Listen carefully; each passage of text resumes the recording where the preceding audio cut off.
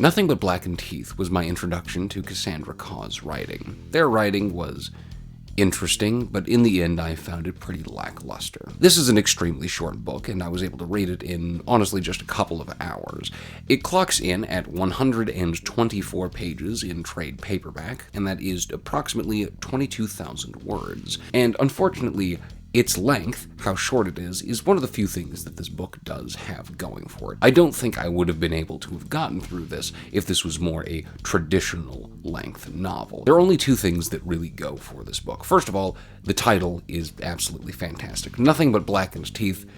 I mean, the title is really the thing that hooked me. This book probably wouldn't be nearly as popular as it is if it didn't have such a catchy name. Aside from the name, this book does bank off of the fact that its prose is particularly pretty throughout most of the narration. Specifically the narration, not the dialogue. The dialogue is stilted and overly dramatic, and I did not like it actually at all, I think. Let's discuss the plot of this book. In Nothing But Blackened Teeth, a Heian-era mansion stands abandoned, its foundations resting on the bones of a bride and its walls packed with the remnants of the girls sacrificed to keep her company. It's the perfect venue for a group of thrill-seeking friends brought back together to celebrate a wedding. A night of food, drinks, and games quickly spirals into a nightmare as secrets are dragged out and relationships are tested.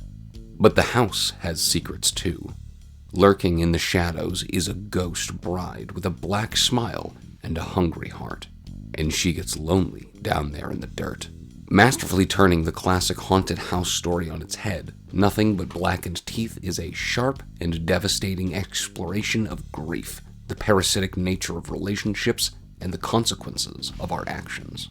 Now, normally speaking, when I review a book, I'm going to sit and I will write my own synopsis for it and try and give it to somebody in the best possible words that I can. However, wow, I needed to read that out for you because that sounds like a pretty fun novel. Given the artwork, the title, and that synopsis on the back of the book, I was really excited to get into Nothing But Blackened Teeth, and it just turned out to be kind of a nothing-burger in the end. The plot is just a melodrama between a bunch of kids, a bunch of 20-something-year-olds, most of which rich, spoiled kids, just complaining and infighting about themselves. There's not very much horror that happens in this book. It feels a lot more like a teen drama than anything. This entire book, you are waiting for something to happen. You're waiting for the horror to pop off, and it feels like the tension is building and building, and it kind of does. There is a climax. Something big happens at the end, but it's not at all the payoff that you're hoping for, nor is it a payoff that actually makes you feel satisfied. Talking about the characters is a bit of an underwhelming experience because none of the characters are particularly fun to be with. They're all very snobby, and none of them really want to be with each other. The little bit of backstory that we're given is pretty petty, and overall, none of the characters really matter. None of the characters are well written either. Each of them are unique enough, but none of them are well written. They all feel like the same person, just in different permutations. Nobody felt particularly unique.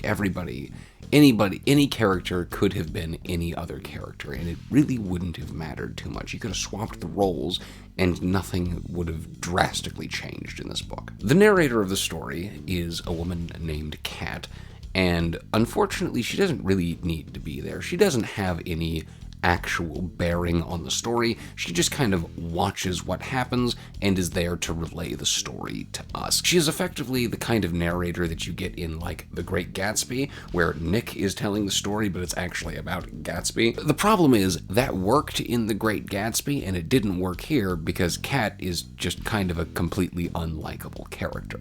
We spend half of the book dealing with her just kind of drunk and complaining about things, and that's really about it. Nick's the only person that learns something in The Great Gatsby, really, effectively, deeply.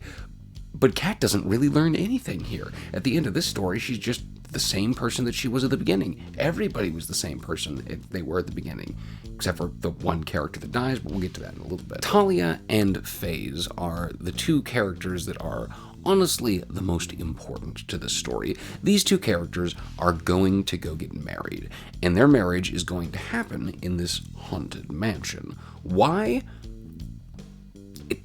I don't know, it didn't really ever explain why they wanted to go get married in this haunted mansion. One of their acquaintances, who we'll be talking about in a moment, was able to rent out the mansion for them, but there's no real reason that they chose to. We never really get a sense that these two are actually in love or like each other or are marrying each other even for like business reasons or anything. Just like, I don't buy the relationship between these two. I don't buy the relationship between any of them, but honestly, I didn't buy the relationship between these two.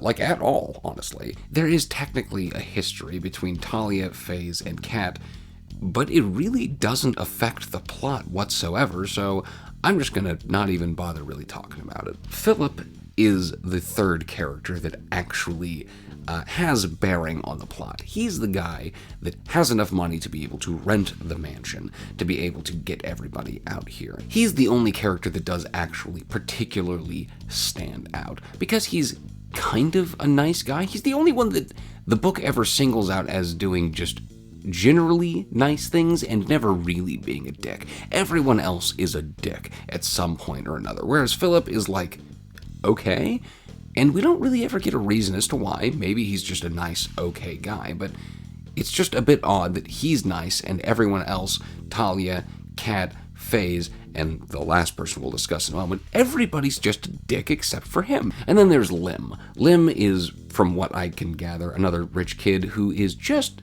a fucking cock, man. Like, he's probably the worst character out of all of them. He's probably supposed to be, I'm guessing, the comic relief for this book, and just doesn't play off very well. I didn't like him. Out of all of the characters, I was really expecting him to die first. We're into the spoiler territory now, so spoilers. As I said earlier, most of this book is just filled with petty melodrama. It's effectively a bunch of teenagers complaining about a bunch of teenager shit, even though they're all in their mid-20s, perhaps early 30s. It's just boring. I can deal with melodrama in a plot as long as there's something else there to bolster it, as long as there's really cool atmosphere, as long as we've got a really interesting monster. This book effectively boiled down to nothing but melodrama, with one moment at the climax. There are a number of at least kind of halfway creepy moments in this book where they're walking around, things are creepy, it feels like maybe the mansion's moving around, or there's weird, like, things inside watching them or whatever. There's moments of creepy, but none of it adds up to anything, right? You know, you're hoping that this weird faceless demon thing is going to be, released in the third act of the story, and it's going to go around the house and start killing people, but no, we don't get any kind of weird horror going on at the very end. As it turns out, the only character that dies is Philip, and it's because one of the other characters kills him, right? Like, why? Cassandra Khaw chose to just completely disregard this fairly interesting monster and this really cool, creepy labyrinth house and just not use it. The way that it worked out here is it really felt like she ended this book at the end of the second act, and we really needed the third act to kick off, because it's implied that this ghost has followed them out of the house, right? You know, at the end, it's implied that Kat has seen this monster around, and that it's following them into their everyday life, and then the book just stops, right? That's the epilogue. No, that should not be the epilogue. That should be chapter 10 before we get into 11, 12, 13, and 14, where we actually finish the story. The ghost goes out and kills more people or some shit, and we could have wrapped it up in several different ways, and Cassandra Khaw chose none of them. We just end the story without really doing anything. This effectively makes me think that this book has to be more symbolic than this book is supposed to be taking. I think that this book is probably not supposed to be taken on its face. It is supposed to be taken extremely symbolically. There's probably a lot of deeper meaning in there, but personally, I'm just not really that interested in extracting it, right? Anything that I want to take the time to actually unpack the symbolism and get into, it's actually got to matter to me first. This book didn't really matter too much to me, so I don't really care. Even beyond that, like, what are the themes of this book? Trying to unpack this, because, you know, I'm reviewing this book, so I'm going to try and unpack it. What were the themes? what was this book about? Was it trying to say that marriage is bad? I mean, maybe. That seems like a pretty prominent theme. It seems to discuss marriage a little bit, but it doesn't have a particularly strong statement on it. Is this book about how money corrupts people? Because, like, everybody's kind of at least a little bit rich in this book. Everybody's at least well off enough to go, party in a fucking mansion in Japan for a while. Is the book about how you shouldn't go make friends? Because, like, they're all just hating each other from the beginning of the book. None of the so-called friends actually like each other. They just hate each other all the time. This book is just a muddled mess. There was so much potential, and all of the potential was lost. God, it's such a shame. There are so many elements in this book that really could be beautiful and interesting and provocative and scary, genuinely could be frightening. And none of it is capitalized on. We're given all of the elements, and then it's just the end. Finished. No more. Why would you do that? In conclusion, I did not like Nothing But Blackened Teeth. That's why I'm going to rate it with a D-. The plot felt like it had absolutely no immediacy or pull to it. The characters were very flat, with only one character sticking out among any of them particularly. There were seemingly no real themes that tied the book together, none that I could identify at least. And the only saving grace was that the prose was gorgeous from time to time. Am I going to reread this book? Probably not. I doubt this book is even going to remain on my shelf. I'm probably going to pitch this one onto eBay pretty soon. Will I read another Cassandra Khaw book? Maybe. I can't say no, I can't say yes. I don't want to judge an author based off of only a single work. That being said, I am not anxious to hunt down Cassandra Khaw's work. If it comes my way, I may try it out. If it doesn't, I'm also not going to lose any sleep over it. In the end, I am happy that I read Nothing But Blackened Teeth, because it does teach me a little bit about what not to do when I approach my own writing projects. Surprise, I'm going to sell you shit. Here I have The Circus, an American fantasy. Inside, Penny Robinson finds herself trapped in an enormous, otherworldly circus where capitalism is king, crime runs rampant, and souls are currency. The only chance for survival is to abandon morality and bend to the whims of the circus dictator, or risk her life and break the system she's become trapped in. I also have Portraits in Bloodlines.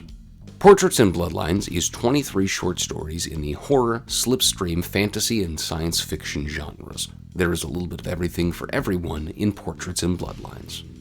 As you can see, I do have a film collection behind me. If you're curious about that collection, head over to my wife's channel. She is documenting our collection process. Lastly, if you have any suggestions for books that I should read, I would very much like your suggestions. Please do let me know.